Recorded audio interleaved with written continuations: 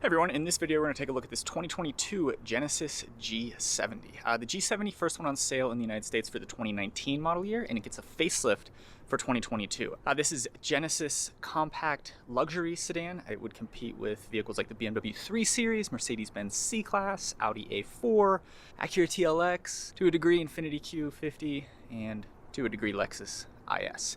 Anyway though, this one has a 3.3 liter twin turbo V6 under the hood. It puts out 365 horsepower and 376 pounds-feet of torque. That is sent to all four wheels via an 8-speed automatic transmission. The best thing about this car, it doesn't even cost $50,000. It comes in at just a hair under 50K, which makes it a pretty incredible value in my book. So on that note, let's do a tour of the G70 here and then take it for a drive. So this car definitely has a presence. The facelift that came for 2022 gave it this really distinct front end design. The grille here is kind of shaped like a Superman crest, and then the headlights are just these two little slits here. I mean, they're still kind of shaped like a regular headlight if you take these two pieces as making up an entire headlight, but the individual bars bisected by this body colored panel here are just really unique. I really like the look of the new Genesis G70, but you can decide on your own if you like it. These are 19-inch wheels. These ones are black. The facelifted G70 gets a functional air vent right here, which is pretty cool. I can actually reach in there and confirm that, yeah, that does go all the way through, so not a fake vent. Up top, you've got a rather large panoramic sunroof, and then the rear end design is really cohesive with the front because you can see the taillights are similar to the headlights. They're these two individual lighting pieces bisected by a panel. In this case though, the panel is a separate piece. Up front, this line right here is a part of the bumper. As for the trunk, you open it via this little button right here. Badging is G70, Genesis, and then this is a 3.3 liter twin turbo V6 model with all-wheel drive. Kind of funny though, that looks more like a 4 to me than an A, but this car is all-wheel drive, not four-wheel drive. It's a compact performance luxury sedan, so trunk space is kind of small, but not necessarily too small. Back here there's a net, and that's about it.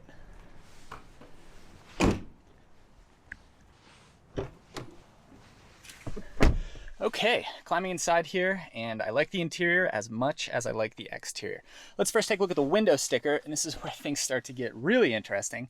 So this is a 2022 Genesis G70 all-wheel drive 3.3t Sport Advanced. It's not fully loaded, but it is pretty well equipped.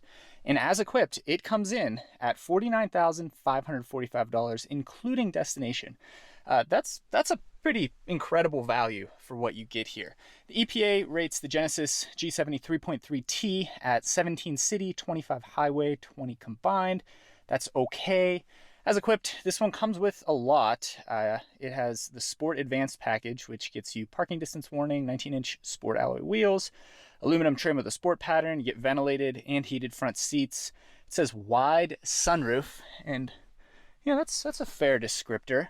Lexicon 15-speaker premium audio system, wireless device charging, dark chrome, a variable exhaust valve system, power driver's seat with adjustable seat bolsters, and thigh support extensions, and then the Genesis digital key feature.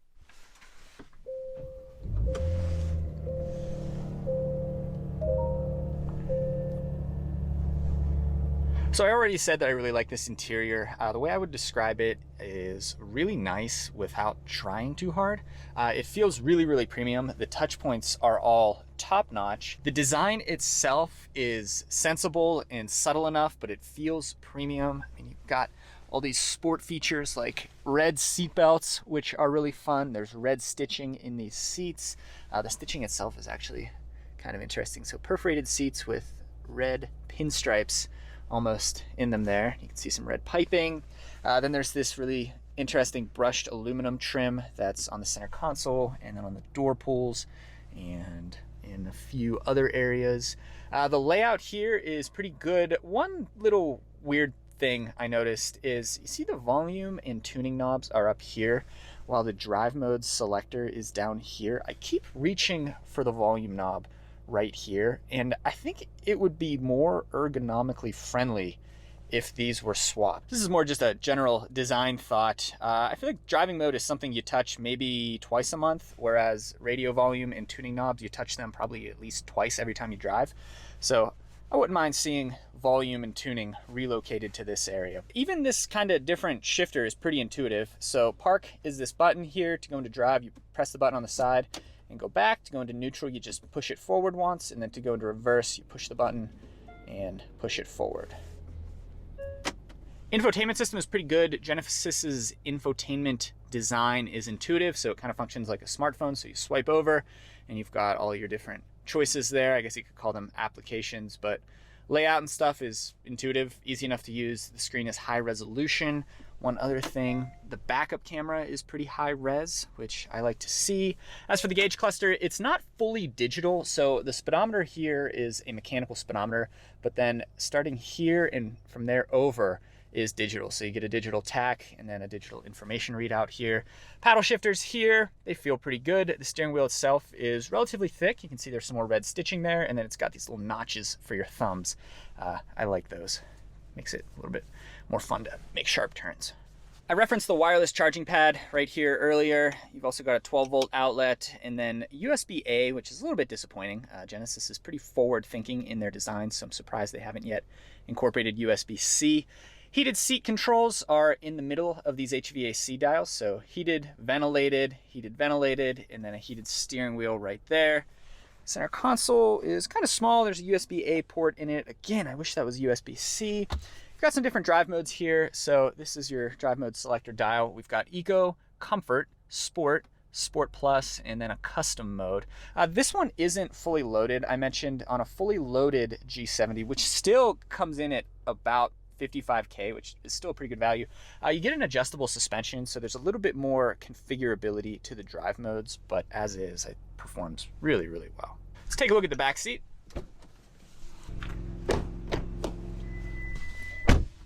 Ooh, it's a little tight back here. This is a compact luxury sedan, so it's not necessarily big on rear seat leg room. I could tolerate it back here. Things get a little claustrophobic in the foot area. I can barely fit my toes under there. I don't know that I'd really enjoy riding back here for very long, although I'm sure the driver's seat could be configured a little bit better than it is. Beyond that, you've got nice appointments back here. I know I showed these red seat belts before, but they're even included in the second row, which is fun. Center armrest here includes 2 cup holders. There's a USB-A port on the back of the center console and some air vents. This is kind of a hallmark of Hyundai, Kia, and Genesis products. You can move the front passenger seat via buttons from the second row. So if you're riding in the back and you want more leg room, you can give yourself more leg room. Kind of funny to see included in a small vehicle like this. Anyway though, pretty tight back here.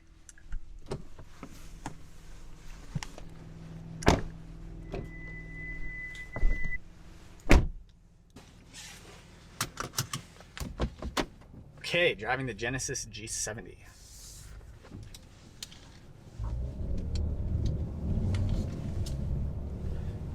This is probably one of my favorite vehicles that I've driven this year. Might be one of my favorite vehicles that I've reviewed ever. Everything feels really good. The design is sensible. The layout is smart. The materials they use are really, really nice. It's not trying too hard. I feel like too many European luxury sedans are trying really hard, and it doesn't always work. Everything works here in the G70.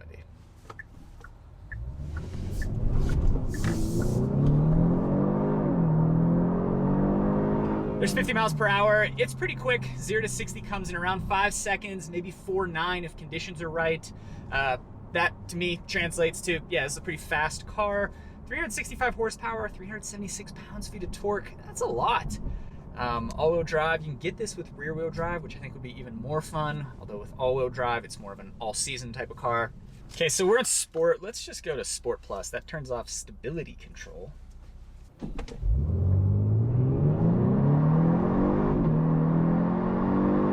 Yeah, you can get going in this car. That was about 55 miles per hour. Pretty fast.